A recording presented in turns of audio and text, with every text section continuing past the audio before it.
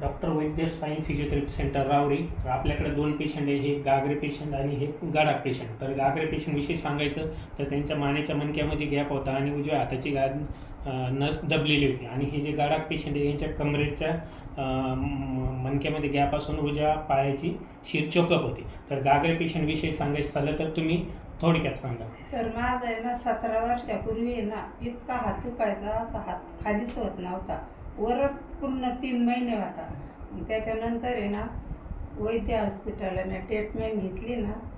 किती दिवस ट्रीटमेंट घेतली? 7 दिवसाची ट्रीटमेंट घेतली ना, तर मग मला पूर्णपणे फरक पडून गेला, पूर्ण बरं वाटलं. आता मी सगळं काम करते. तुम्हाला किती वर्ष झाले ऍडमिट? 17 वर्ष झाली त्या टाळणाला, आणि त्याच्यावर मी आज हॉस्पिटलला परत आले पेशंटला भेटायला. बरं, आता तुमचा हात वगैरे काही दुखत नाही? नंतर कुठली ट्रीटमेंट? नाही, काहीच नाही. आणि हे आहेत गडाख पेशंट. तर यांच्या पण कमरेमध्ये गॅप होता आणि उजव्या पायाची शिर चोकअप होती. तर तुमचं सांगा. मला आहे ना हे उजवा पाय आहे ना माझा पूर्ण दुखत होता? हा, पूर्ण इच्छावानी घुम चालायचं. चालता वगैरे येत होतं? चालता नव्हतं येत.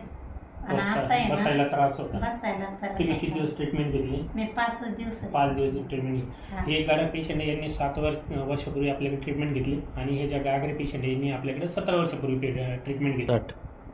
हे दोन्ही पण पेशंट पूर्णपणे बरे झालेले आहेत डॉक्टर वैद्य स्पाईन फिजिओथेरपी सेंटरमध्ये.